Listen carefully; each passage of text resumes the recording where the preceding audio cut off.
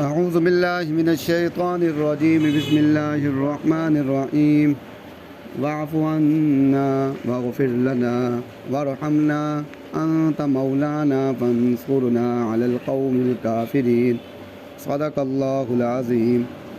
درود شریف۔ اللہم صلی علی سیدنا و مولانا محمد وعلی آل سیدنا و مولانا محمد وبارک وسلم۔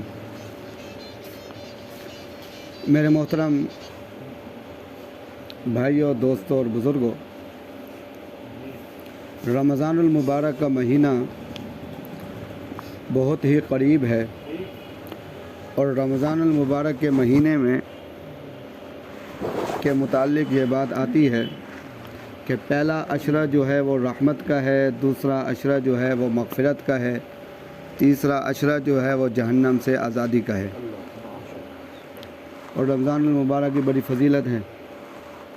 اب یہ رحمت کا ہے، رحمت کا تعلق بھی گناہ کے ساتھ ہے، مغفرت کا ہے، مغفرت کا تعلق بھی گناہ کے ساتھ ہے، جہنم سے آزادی کا ہے، اس کا تعلق بھی گناہ کے ساتھ ہے۔ اور قرآن مجید میں جب بھی اللہ تبارک و تعالیٰ کسی نوازنے کا ذکر فرماتے ہیں تو مغفرت اور بخشش کا ذکر فرماتے ہیں۔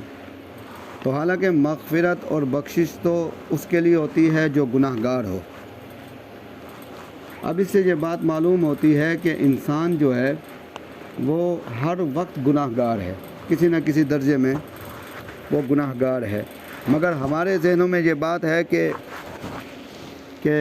ہم یہ سمجھتے ہیں کہ 2-3 گناہ ہمیں یاد ہیں، ہم یہ سمجھتے ہیں کہ بس ہم اسی میں گناہ گار ہیں، اب ہم گناہ گار نہیں رہے۔ اس وقت میں ہم گناہ گار تھے، اب ہم گناہ گار نہیں رہے۔ وہ اس وقت گناہ گار تھے، ہم نے معافی مانگ لیا، اب ہم گناہ گار نہیں رہے۔ تو قرآن مجید کے الفاظ سے، نبی کریم صلی اللہ علیہ وسلم کی احادیث مبارکہ سے یہ بات معلوم ہوتی ہے کہ اتنی بخشش اور مغفرت کا ذکر کیا گیا ہے، تو اس سے یہ بات معلوم ہوتی ہے کہ آدمی ہر وقت گناہ گار ہے۔ اب ہمارے ہاں گناہ گاری کا ایک فیشن چل پڑا ہے۔ ہر آدمی جو ہے جب دوسرے سے بات کرتا ہے تو وہ یہ بات کہتا ہے کہ جناب میں بہت گناہ گار ہوں۔ ایک لمحے کے لیے آپ اس سے پوچھ لیں کہ بھائی آپ نے ابھی کہا ہے کہ آپ بہت گناہ گار ہیں، تو آپ کے الفاظ یہ بتا رہے ہیں کہ آپ نے بہت گناہ کیے ہیں، ذرا اس کی ایک تفصیل تو بتا دیں، وہ آپ کو نہیں بتا سکے گا۔ کیوں؟ اس نے اس وجہ سے نہیں کہا کہ گناہوں کی وجہ سے نہیں کہا، بلکہ ایک فیشن، ایک معاشرے کے اندر فیشن بن گیا ہے کہ ہر آدمی یہ کہتا ہے عاجزی دکھانے کے لیے کہ جناب میں تو بہت گناہ گار ہوں۔ اگر اس نے دل سے کہا ہوگا تو وہ آپ کو گناہ بتلائے گا کہ جناب میرے تو یہ گناہ ہیں، اس معاملے کے اندر میری کوتاہیاں ہیں، اور یہ جو معاملہ ہے وہ گناہ جب سوچ کر بتائے گا تو وہ ایک الگ بات ہوتی ہے۔ تو اس وجہ سے ہمیں پہلے تو یہ بات چاہیے کہ ہمیں یہ بات معلوم ہو کہ گناہ کسے کہتے ہیں، ہمیں یہ بات معلوم ہو کہ گناہ کسے کہتے ہیں۔ بلکہ بعض اوقات تو جو ہے اگر کسی سے پوچھ لیا جائے بھائی آپ نے کہا ہے کہ آپ گناہ گار ہیں، تو گناہ کسے کہتے ہیں، تو وہ اس کا جواب ہی نہیں دے سکتا۔ تو اس وجہ سے پہلے تو ہمیں یہ بات معلوم ہونی چاہیے کہ گناہ کسے کہتے ہیں۔ تو گناہ کے بارے میں یہ بات یاد رکھیں کہ گناہ جو ہے، پہلی تعریف جو علماء نے فرمائی ہے وہ یہ ہے کہ گناہ اسے کہتے ہیں کہ اللہ کے حکموں کو نہ ماننا۔ اب اس کی تفصیل میں جائیں کہ اللہ سے چھوٹا حکم سے لے کر بڑے سے بڑا حکم تک کسی بھی حکم کو نہ ماننا یہ گناہ ہے۔ اپنے مالک کے حکم کو نہ ماننا یہ گناہ ہے۔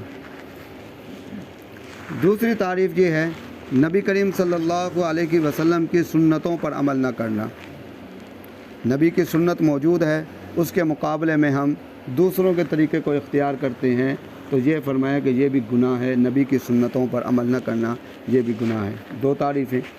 تیسری تعریف یہ ہے کہ دین کے اندر اپنی طرف سے کچھ اضافہ کر دینا، جس کو ہم بدعت کہتے ہیں، یہ بھی گناہ ہے۔ اب 3 تعریفیں آ گئی۔ اب کچھ نہ کچھ ہمیں محسوس ہو گیا کہ جناب کچھ نہ کچھ تو ہم گناہ گار ہیں، کیونکہ اللہ کے جتنے بھی احکام ہیں ہم سارے حکموں پر عمل نہیں کر رہے، کوئی نہ کوئی حکم ہم سے چھوٹ بھی جاتا ہے، ہم ان حکم پر عمل نہیں کرتے۔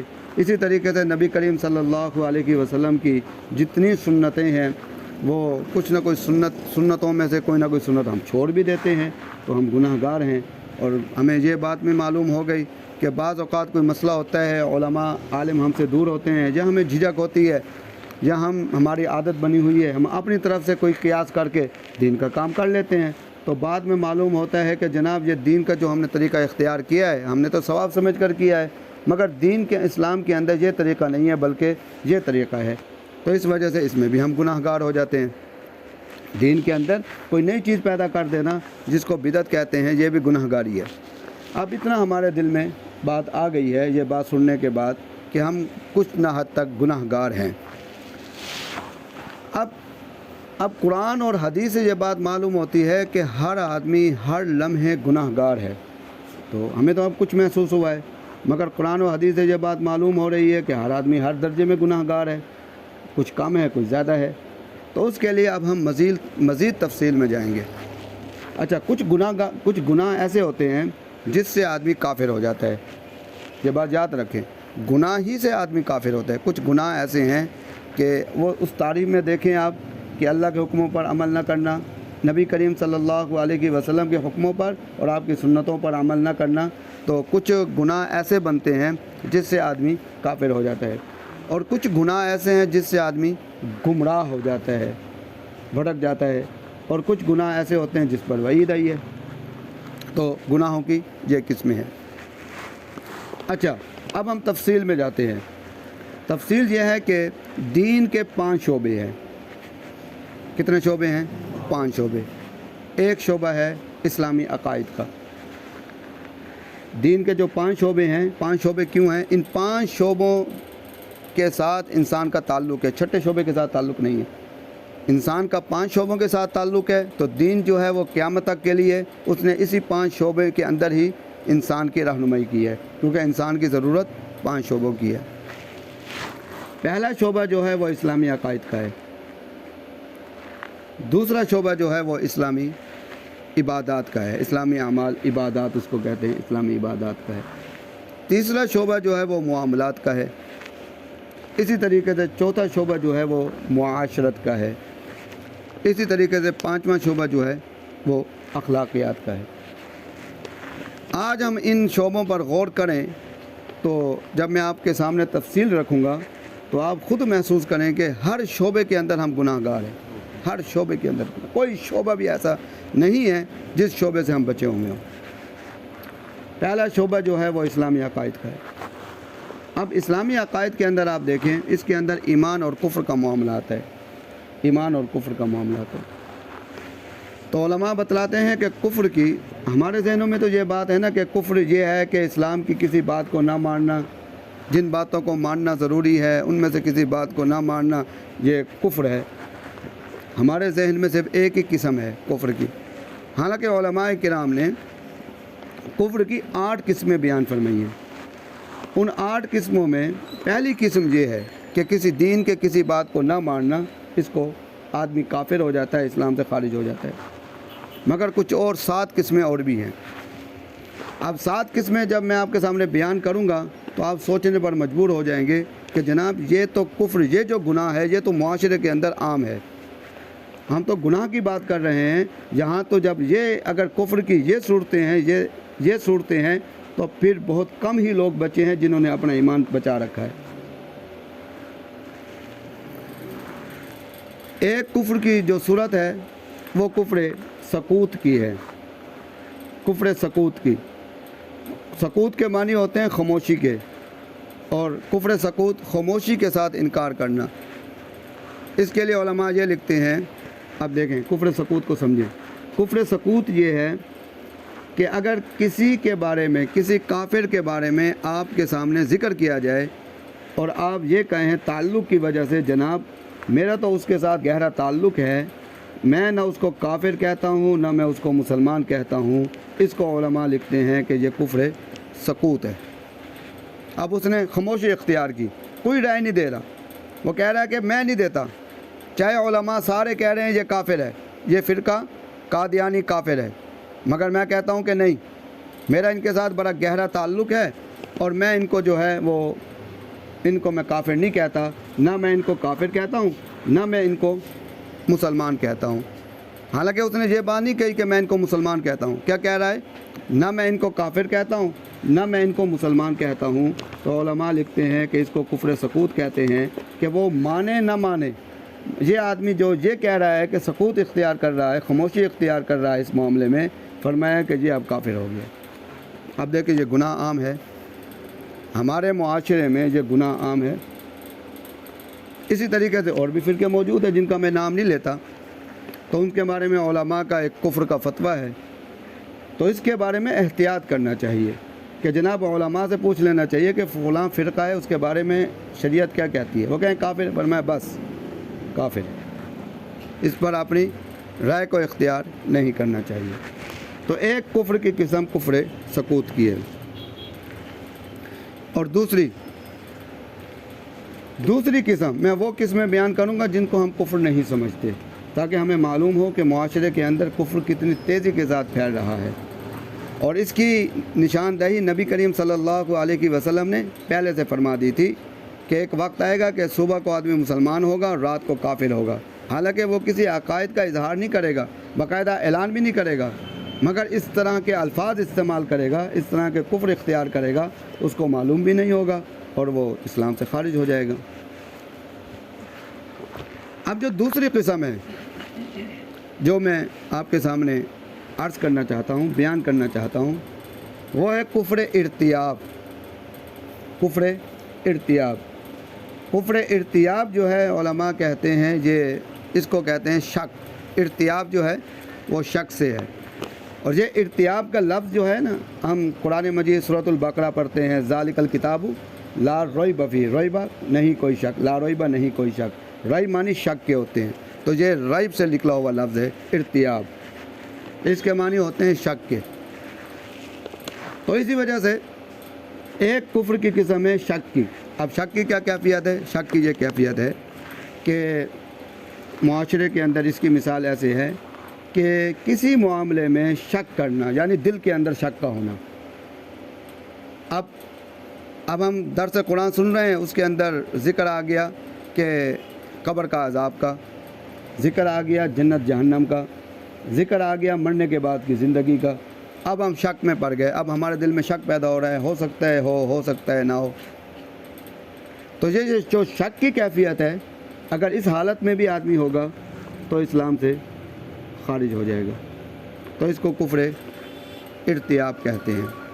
اور اس کی ایک مثال واضح طور پر یہ ہے کہ جب آدمی دین کے ساتھ جڑا ہوا نہیں ہوتا، جب ایسے لوگوں سے جن کو جو فتنے ہیں، جن کو علماء نے کافر کہا ہے، جس طریقے سے قادیانی ہیں، تو ہم سنتے رہتے ہیں کئی لوگ ایسے آتے ہیں جو دین سے جڑے ہوئے نہیں ہوتے، ان کے دماغ کی تختی خالی ہوتی ہے، اور وہ ان کے پاس جا کر بیٹھتے ہیں، اور وہ لوگ بھی انہی پر محنت کرتے ہیں جن کا تعلق علماء کے ساتھ نہیں ہوتا. تو وہ لوگ ان پر محنت کرتے ہیں. تو جب وہ ہمارے پاس آتے ہیں نا، تو ہم ان سے پوچھتے ہیں کیا مسئلہ ہے. کہتے ہیں جناب ہم نے ان سے یہ بات سنی، اس کی وضاحت کریں. اور وہ بات ایسی بات ہوتی ہے جو اسلام کی بنیادی بات ہوتی ہے. ہم حیران ہوتے ہیں کہ یار ایک مسلمان کو یہ بنیادی باتیں تو اسے معلوم ہونی چاہیے. اور دوسرے الفاظ ان کے کیا ہوتے ہیں؟ ان کے یہ ہوتے ہیں کہ جناب آپ کہیں نہ کہیں، بہرحال ان کے پاس دلائل موجود ہیں، یہ شک کی کیفیت ہے. حالانکہ جب انسان کا دین کے ساتھ تعلق ہوگا تو اس کا ایمان مضبوط ہوگا، اس کو وہ دلائل نظر نہیں آئیں گے. اس کے زبان کے کلمات کیا ہوں گے کہ جناب وہ جھوٹے ہیں. وہ کیا ہے؟ جھوٹے ہیں. دلائل تو ہمارے پاس ہیں، ان کے پاس کہاں سے دلائل آ گئے؟ جب دین سے جوڑ ہوگا تو کیا کہے گا؟ ان کے پاس اکثر یہ ہم سنتے ہیں، جناب ہم ادھر گئے ہیں، ان کی بات سنی ہے، ان کے پاس دلائل تو ہیں. اب دیکھیں یہ شک کی کیفیت ہو گئی. تو جناب یہ جو ہے اب اسلام سے آدمی خارج ہو گیا. اسی طریقے سے ایک واقعہ آتا ہے امام راضی رحمۃ اللہ علیہ کے بارے میں. امام راضی رحمۃ اللہ علیہ کے بارے میں آتا ہے کہ اس وقت کیونکہ ان کے دور میں اللہ کے وجود کے انکار کرنے والے دہریہ موجود تھے، جو اللہ کے وجود کا انکار کرتے تھے. تو انہوں نے تقریباً ایک کتاب لکھی اور 101 دلائل تھے ان کے پاس. اور ایسے دلائل تھے، 101 دلائل تو ان کے پاس بہت تھے، مگر 101 دلائل وہ تھے، کسی ایک دلیل کا بھی کوئی رد نہیں کر سکا۔ 101 دلائل وہ تھے کہ ایک دلیل کو بھی کوئی رد نہیں، اس کا جواب نہیں دے سکا۔ امام راضی رحمۃ اللہ علیہ کے بارے میں آتا ہے، انہوں نے اللہ کے وجود کے ایسے دلائل قائم کیے، اور عقلی دلائل کوئی رد نہیں کر سکا۔ تو ان کے بارے میں آتا ہے کہ وہ اپنے دور کے اندر ایک بزرگ تھے، امام نجم الدین کبریٰ رحمۃ اللہ علیہ، بہت بڑے اللہ والے تھے، ان کی صحبت میں آئے اپنی اصلاح کے لیے۔ یہ بہت بڑے عالم تھے۔ تو نجم الدین کبریٰ رحمۃ اللہ علیہ، ان کے بارے میں شہرت تھی، سن رکھی تھی کہ یہ اللہ کی وحدانیت کے امام ماہر ہیں، دلائل کے ماہر ہیں، امام ہیں۔ تو نجم الدین کبریٰ رحمۃ اللہ علیہ نے پوچھا کہ امام راضی یہ بتلاؤ کہ جب تمہارا موت کا وقت ہو اور تمہارے پاس شیطان آ جائے اور شیطان تم سے سوال کرے اور تم دلیل دو اور وہ اس دلیل کو توڑ دے، اس کا جواب دے دے، تو یہ بتلاؤ کہ اس وقت تمہاری کیفیت کیا ہوگی؟ امام راضی رحمۃ اللہ علیہ نے فرمایا کہ حضرت میرے پاس تو بڑے دلائل ہیں، وہ نہیں توڑ سکتا۔ فرمایا کہ فرض کرو کہ شیطان تو شیطان ہے، شیطان جو ہے آدمی کو گمراہ کرنے کے لیے اسی کے روپ میں آتا ہے، اسی کی شکل میں آتا ہے، اسی طرح آتا ہے، تو وہ آخری وقت میں وہ دلائل توڑنے کے لیے آئے گا، وہ کوئی نہ کوئی جواب دے گا، تو کیا کرو گے؟ فرمایا کہ امام راضی اگر یہ بتلاؤ کہ اگر تم نے جواب دے دیا، اس نے ایک دلیل کا جواب دیا، سوال کیا تم سے اور تم نے اس کو جواب دے دیا، جواب دیتے وقت تمہاری موت آ گئی، تو تمہاری موت کیسی ہوگی؟ اور اس حالت میں کہ ابھی اس نے تجھ سے سوال کیا ہے، ابھی تم نے جواب نہیں دیا، تو تمہاری موت واقع ہو گئی، تو تمہاری موت کی کیفیت کیا ہوگی؟ اپنے علم کے ذریعے مجھے بتلاؤ۔ امام راضی رحمۃ اللہ علیہ سوچ میں پڑ گئے، فرمایا کہ میری ابھی تک نظر نہیں گئی، اب آپ کی وجہ سے میری اس پر نظر گئی ہے۔ تو فرمایا کہ امام راضی یاد رکھو، اگر تمہارا جواب دیتے ہوئے تمہاری موت آ گئی تو تم ایمان پر تمہاری وفات ہوئی، ایمان پر تمہاری جو ہے نا آخری وقت خاتمہ بالخیر ہو گیا۔ فرمایا کہ اگر سوچتے ہوئے، جواب کو سوچتے ہوئے اگر تمہیں موت آ گئی تو یہ شک کی کیفیت ہے، تو شک کی کیفیت میں تمہاری موت آئے گی، تو تم ایمان کی حالت میں تمہارا انتقال نہیں ہوگا۔ تو امام راضی رحمۃ اللہ علیہ بہت حیران ہوئے، تو فرمایا کہ حضرت پھر مجھے کیا کرنا چاہیے؟ تو حضرت نے فرمایا کہ آپ کو یہ کہنا چاہیے، یہ جواب یاد رکھیں کہ آپ نے اس وقت یہ کہنا ہے، آپ یاد کر لیں کہ آپ نے اس وقت یہ کہنا ہے کہ میں اللہ کو بغیر دلیل کے مانتا ہوں، اور شیطان کے پاس اس کا کوئی حل نہیں ہے، کوئی جواب نہیں ہے۔ میں اللہ کو جو ہے وحدہ لا شریک جو ہے اللہ کے وجود کا اقرار نبی کریم صلی اللہ علیہ وسلم کے ذریعے سے مانتا ہوں، بس بغیر دلیل کے، صرف نبی کریم صلی اللہ علیہ وسلم کے ذریعے سے مانتا ہوں۔ فرمایا کہ اس کے بعد اس کا کوئی جواب نہیں ہوگا۔ تو امام راضی رحمۃ اللہ علیہ بہت حیران ہوئے، اور حضرت نے بڑی اہم بات کی۔ کیوں؟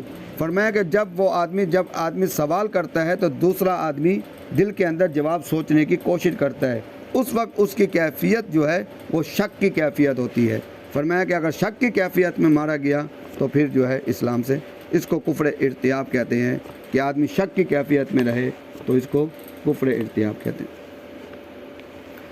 تیسرا کفر جو ہے اس کو کفر استہزاء کہتے ہیں۔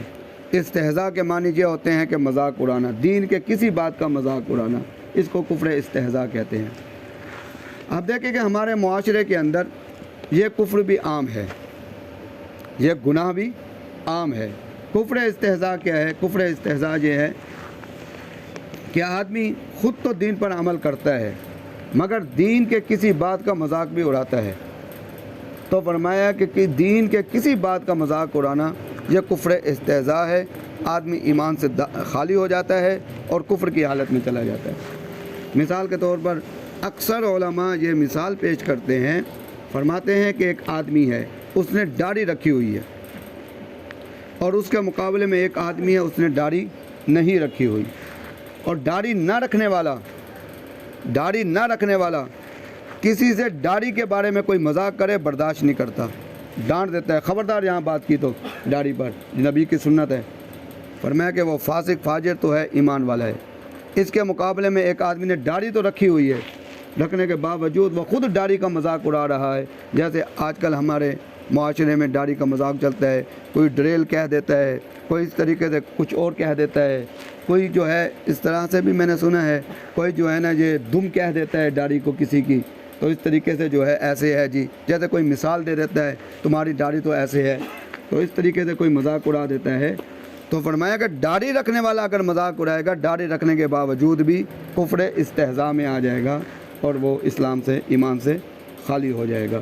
تو یہ دیکھیں، اب یہ جو گناہ ہے ہمارے معاشرے کے اندر عام گناہ ہے، اور اسی طریقے نے فقہائے کرام نے لکھا ہے کہ کوئی آدمی نبی کریم صلی اللہ علیہ وسلم کی سنت پر عمل نہیں کرتا، سنتوں پر عمل نہیں کرتا، فرمایا کہ ٹھیک ہے، گناہ گار ہے۔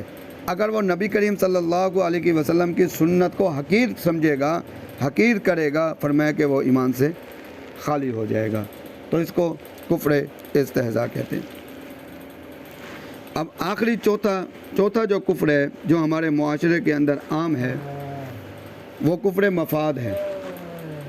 کفر مفاد یہ لفظ سے ہی ظاہر ہے، اپنی مفاد کے خاطر کفر کو اختیار کر لینا، ظاہری طور پر، باطنی طور پر نہیں۔ اب یہ بات سمجھیں، باطنی طور پر نہیں، ظاہری طور پر۔ جس طریقے سے ہمارے معاشرے میں ہے کہ ایک آدمی جو ہے وہ باہر جانا چاہتا ہے ایسے ملک میں کہ وہاں کا ویزا بڑا مشکل ہے، اب کیسے جائے؟ اس کے لیے آدمی دیکھتا ہے کہ مرزائی ہیں، قادیانی ہیں، تو ان کو ویزا بڑی جلدی مل جاتا ہے۔ اب عیسائی ہیں، ان کو بھی ویزا مل جاتا ہے۔ تو آدمی کہتا ہے کہ میں کوئی عیسائی تھوڑی ہو رہا ہوں، میں کوئی مرزائی تھوڑی ہو رہا ہوں، بھئی میرا دل تو ایمان پہ پختہ ہے، لکھنے میں کیا حرج ہے؟ تو وہ کاغذ پہ لکھ لیتا ہے کہ میں یہودی ہوں، یا میں عیسائی ہوں، یا میں مرزائی ہوں۔ کیونکہ یہودی اس وجہ سے نہیں لکھتا، یہودیوں کی طرف سے تبلیغ نہیں ہوتی، یہودیوں کے ہاں تبلیغ نہیں ہوتی۔ وہ کہتے ہیں کہ اگر ہم تبلیغ کریں گے تو جنت کم ہو جائے گی، اس وجہ سے وہ تبلیغ نہیں کرتے۔ تو اس وجہ سے یہودی کے ہاں تبلیغ نہیں ہے، تو وہ عیسائی لکھ لیتا ہے یا اپنے آپ کو وہ مرزائی لکھ دیتا ہے۔ تو فرمایا کہ اس کو کفر مفاد کہتے ہیں، اپنی مفاد کی خاطر اس نے اپنے آپ کو کافر لکھا ہے، تو فرمایا کہ وہ بھی جو ہے ایمان سے خالی ہو گیا۔ آپ دیکھیں کہ اب یہ بھی ہمارے معاشرے میں گناہ جو ہے وہ عام ہے۔ اسی طریقے سے اب ایک شعبہ ہے اسلامی عقائد کا۔ اب اسلامی عقائد کا جو شعبہ ہے، اس کا انکار کرنا آدمی، گناہ تو ہے مگر ایسا گناہ ہے کہ آدمی ایمان سے بھی خالی ہو جاتا ہے، اور ہمارے معاشرے کے اندر یہ گناہ جو ہیں وہ عام ہیں، اکثر ہوتے ہیں۔ اب دوسرا شعبہ جو ہے وہ عبادات کا ہے۔ اب عبادات کے اندر دیکھیں، آدمی ایک نماز نہیں پڑھتا تو گناہ گار، نماز میں تاخیر کرتا ہے گناہ گار، نماز صحیح طریقے سے ادا نہیں کرتا گناہ گار، عبادات کے اندر بھی آدمی گناہ گار۔ اب کوئی آدمی ایسا نہیں ہے کہ جو گناہ کو صحیح طریقے سے اور صحیح اخلاص کے ساتھ، صحیح نیت کے ساتھ ادا کر سکے، گناہ گار۔ اللہ کی عبادت کا حق کوئی بھی ادا نہیں کر سکتا۔ تو اسی وجہ سے تو قرآن مجید میں آیا ہے کہ اللہ نے فرمایا کہ قرآن مجید میں آتا ہے کہ رات کو وہ عبادت کرتے تھے، صبح کو استغفار کرتے تھے۔ حضرت عائشہ صدیقہ رضی اللہ عنہا نے فرمایا، یا رسول اللہ، وہ تو پوری رات عبادت کرتے رہے، تو استغفار کس چیز پر کرتے ہیں؟ فرمایا کہ بھائی استغفار اس وجہ سے کرتے ہیں، یا اللہ ہم نے آپ کی عبادت تو کی ہے مگر آپ کا ہم عبادت کا حق ادا نہیں کر سکے، تو جو کمی کوتاہی ہمیں معاف فرما دے۔ تو جب یہ لوگ جو ہے صحابہ کرام رضوان اللہ علیہم اجمعین کے بارے میں یہ بات آتی ہے، اور نبی کریم صلی اللہ علیہ وسلم کا معمول بھی یہی تھا کہ جب بھی آپ نماز سے فارغ ہوتے تو استغفار پڑھتے، جو ہم خود بھی پڑھتے ہیں، ایک مرتبہ اللہ اکبر، 3 مرتبہ استغفار، اور کبھی ایسی بھی آتی ہے حدیث میں اسلام دن میں 70 مرتبہ یا 100 مرتبہ استغفار کرتے تھے۔ نبی کو کیا ضرورت تھی استغفار کرنے کی؟ کیونکہ نبی نے ہمیں سکھلانا تھا، نبی کا استغفار کرنا امت کے لیے تھا، کہ امت کو بتلانا مقصود تھا کہ بھائی استغفار کے جتنے تم محتاج ہو وہ کسی چیز کے محتاج نہیں ہو۔ تو اسی طریقے سے حج کے اندر ہے، اسی طریقے سے اور معاملات ہیں، عبادات کے اندر ہیں، کسی نہ کسی درجے میں اس شعبے کے اندر بھی آدمی کامل نہیں ہے، گناہ گار ضرور ہے۔ اب معاملات کا معاملہ ہے، تیسرا شعبہ جو ہے وہ معاملات کا ہے۔ اور معاملات کے اندر ایک مثال یہ ہے کہ سب سے بڑا مسئلہ سود کا ہے۔ معاملات کے معنی ہوتے ہیں لین دین کے، تو سب سے بڑا مسئلہ جو ہے وہ سود کا ہے۔ تو سود کے بارے میں ہم یہ سمجھتے ہیں کہ سود لینے والا گناہ گار ہے، حالانکہ ایسا نہیں ہے۔ سود کے بارے میں واحد گناہ ہے سود، اس کے بارے میں یہ بات یاد رکھیں، سود لینے والا، سود دینے والا، سود کی سفارش کرنے والا، سود پر گواہی دینے والا، سود کے بارے میں معاملات کو لکھنے والا، سارے برابر کے گناہ گار ہیں، سارے گناہ گار ہیں۔ اب ہم کیا سمجھتے ہیں کہ سود لینے والا صرف گناہ گار ہے؟ تو ایک آدمی کہتا ہے یار میری سفارش کر دو، آدمی سفارش کر دیتا ہے، ضامن بن جاتا ہے، ضامن بننے سے وہ بھی گناہ کے اندر شریک ہو جاتا ہے سود کے، اور برابر کا شریک ہے۔ حرام مال کا بیچنا، جو مال مسلمان کے لیے حرام ہے اس کو بیچنا بھی حرام ہے۔ اب اس میں ہم کہاں کمی، ناپ تول میں کمی کرنا، تھوڑا سا ناپ تول میں کمی رہ جاتی ہے تھوڑی بہت، تو اس میں بھی گناہ گار۔ اچھا، خاص طور پر کاروبار کرتے ہیں، کسی نہ کسی درجے میں ہم جھوٹ بھی بول دیتے ہیں، اب ہمیں معلوم بھی نہیں ہوتا۔ جھوٹ کی ہماری اتنی عادت ہے کہ ہماری زبانوں سے نکلتا ہی جھوٹ ہے، کیونکہ ہماری تو عادت بن چکی ہے۔ تو معاملات کے اندر بھی جھوٹ، اب دیکھیں اس شعبے کے اندر بھی ہم گناہ گار ہیں۔ اب چوتھا شعبہ جو ہے وہ معاشرت کا ہے۔ معاشرت یہ ہے کہ رہن سہن، اس کو معاشرت کہتے ہیں۔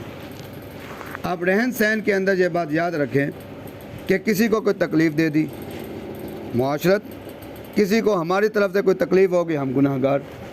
اب ہم یہ سمجھتے ہیں کہ گناہ جو ہے کسی کو تکلیف دینا، کسی کو تکلیف پہنچے، یعنی کہ کوئی میں نے کانٹا چبو دیا اب اس کو تکلیف پہنچی، میں نے اس کو مار دیا یہ تکلیف پہنچی، یہ تو ہمیں معلوم ہے تکلیف پہنچی، مگر اور بھی کچھ تکلیفیں ایسی ہیں جو ہم سمجھتے ہیں کہ تکلیف نہیں پہنچی مگر اس کو تکلیف پہنچتی ہے۔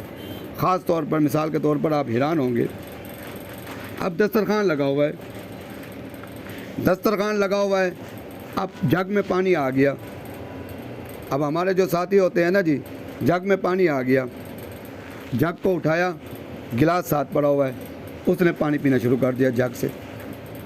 اب بھائی یہ تو نے کیا کیا؟ بھائی مسلمان کا جھوٹا شفا ہے، ایسے کہتے ہیں نا، مسلمان کا جھوٹا شفا ہے۔ اب یہ مسلمان کا جھوٹا پینا، اب میں آپ کو سمجھاؤں، مسلمان کا جھوٹا پینا نہ فرض ہے، نہ واجب ہے، نہ سنت ہے، نہ مستحب ہے، بس شفا کا لفظ ہے، بھائی افضل ہے، پی سکتا ہے۔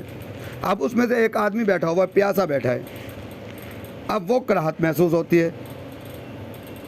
اب کراہت کرنے والا کہیں ذکر نہیں ہے کہ گناہ گار ہے، کہیں دکھا دیں، اب اس کے مزاج نہیں ہے، اب وہ پانی پینا چاہتا تھا، اس نے دیکھا اس نے منہ لگا لیا۔ اب دیکھیں، اب آپ سمجھ رہے ہیں کہ ہم نے ثواب کا کام کیا ہے، معاشرت کے اندر کیا، ایک بھائی کو آپ نے تکلیف پہنچائی، اب وہ بیٹھا ہے 3 گھنٹے بیٹھا ہے بیچارہ، یہاں پہ پیاسا بیٹھا ہے، جتنی دیر وہ پیاسا بیٹھا رہے گا، اب بتائیں کہ یہ جو کہہ رہا ہے شفا ملے گی، اب اس کو ملی شفا؟ کتنی تکلیف ہوئی؟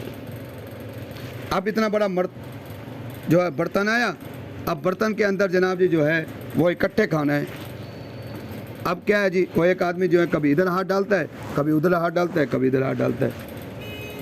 اب ایک آدمی کراہت محسوس کرتا ہے، اس نے چھوڑ دیا، اب اس نے بھوک ہے اس کو، اب بتائیں آپ نے نیکی کا کام کیا یا کسی کو تکلیف دی؟ آپ نے تکلیف دی۔ اکثر ایسے ہوتا ہے کہ ہمارے اکثر دیندار لوگوں کے اندر بھی یہ بات ہے کہ جناب جی برتن آیا تو اس میں ایک ہی برتن کے اندر کھانا شروع کر دیا، حالانکہ اصول کیا ہے؟ اصول یہ ہے 7 پلیٹ ہو، جتنا آپ نے کھانا ہے اتنا اس میں سے نکالیں تاکہ باقی ضائع نہ ہو، باقی جھوٹا نہ ہو۔ اکثر ایسے ہوتا ہے کہ وہ ایک ہی برتن میں، اسی برتن میں کھانا لینے 4 لقمے ہوتے ہیں، اور جناب جی وہ جو سالن ہوتا ہے وہ تقریباً ہوتا ہے 100-200 لقمے کا، اب اس میں سے ہم نے کھانا شروع کر دیا۔ تو اس لیے اس چیز کے لیے اہتمام کرنا اصل چیز یہی ہے۔ اب ہمارے ساتھی بھولے بالے جو ہیں وہ اس طریقے سے اختیار کرتے ہیں، چھوڑ دیتے ہیں، اب دوسرے آدمی کا خیال نہیں کرتے۔ اب کھانا جو ہے اپنی طرف سے کھانا چاہیے، اور یہ کھاتے وقت معاشرت سے مراد یہ ہے کہ آپ کا رہن سہن ایسا ہو کسی کو آپ کی وجہ سے تکلیف نہ پہنچے۔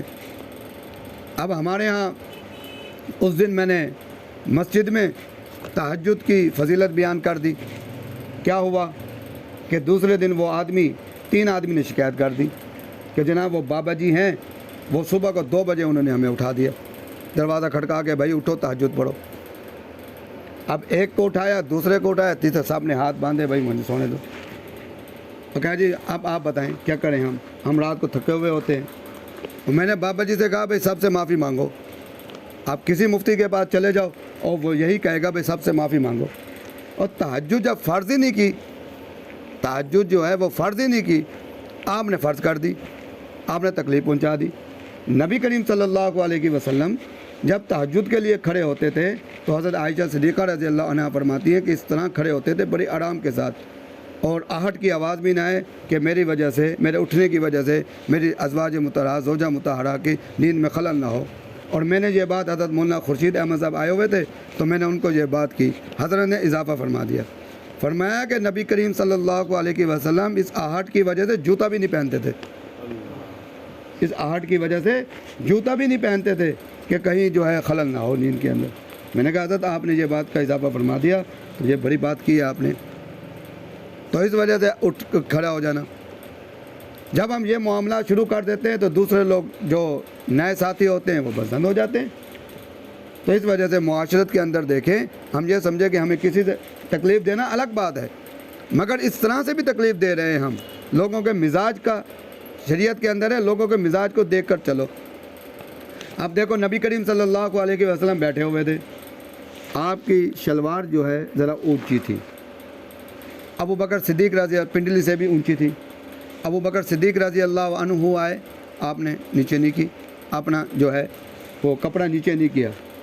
फ़ारूक आज़म रज़ी अल्लाह अन्हु आए, आपने कपड़ा नीचे नहीं किया। उस्मान गनी रज़ी अल्लाह अन्हु है, आपने कपड़ा नीचे कर दिया। आप देखें शरीयत के अंदर मिजाज का ख्याल रखना भी ज़रूरी है। तो किसी ने पूछा या रसूल अल्लाह ये क्या मामला है, आपने फरमाया कि वो दो आए, उनका मिजाज ऐसा था। उस्मान गनी रज़ी अल्लाह अन्हु, उनका मिजाज ऐसा है, वो ठहर जाते ना आ जाते। अब उनके मिजाज के मुताबिक, क्योंकि उनका मिजाज था तो इस वजह से मैंने कपड़ा नीचे कर लिया। तो मिजाज का ख्याल रखना भी मुआशरत के अंदर जो बड़ी अहम बात है, जिसके लिए हम कितना गुनाह करते हैं, तो मिजाज का रियायत करना भी ज़रूरी है। ये चौथा और पाँचवा जो है वो अखलाकियात का है। अखलाकियात का, आप अखलाकियात के अंदर भी देखें हम कितने गुनाहगार हैं कि झूठ बोलना, यानी कि किसी की रहनुमाई करना, झूठ बोल कर करना, झूठ बोल लेना रहनुमाई में। अगर किसी ने रहनुमाई मांगी है, हमने झूठ बोल दिया, तो आदमी कह दे कि भाई ऐसा मामला मैं आपको नहीं बता सकता, सीधी बात कह दे, मगर झूठ बोलकर उसकी गलत रहनुमाई ना करे, तो अखलाकियात में। इसी तरीके से ख़यानत करना। अब ख़यानत करना, हमारे जहनों में ये बात है कि भाई कोई चीज़ दे और हम उसको दबा लें, इसको ख़यानत कहते हैं। हदीस शरीफ में अल मजालिसु बिल अमाना, मजालिस को भी अमानत कहा गया है कि मजालिस के अंदर जो बात होती है वो भी अमानत होती है। अगर कोई ऐसी बात हो जो आदमी कर लेता है और वो ऐसी बात है जो किसी को नहीं बतलानी चाहिए, तो फरमाया कि अगर कोई आदमी इसको किसी को बतला देगा तो वो भी ख़यानत होगी। अब ख़यानत जो है ये नबी करीम सल्लल्लाहु अलैहि वसल्लम ने निफाक की इलामात में से एक इलामत फरमाई है। तो इसी वजह से ख़याना, वादा खिलाफ़ी करना, ये भी निफाक की इलामात में से एक इलामत है। बार बार वादा, एक तो होता है ना वादा खिलाफ़ी हो जाना, वादा खिलाफ़ी हो जाना उसके लिए भी लाजिम है कि आप उसको आगाह करें कि भाई मेरी ये मजबूरी पड़ गई है और आपको जो तकलीफ़ हुई उसकी मैं माफ़ी चाहता हूँ, उसकी भी मैं माफ़ी चाहता हूँ कि वादा खिलाफ़ी हो गई, मुझे ये इत्तेफाकन ये मामला हो गया, मैं इंशाअल्लाह फिर कोई वादा करें और वादे पर पूरे उतरे।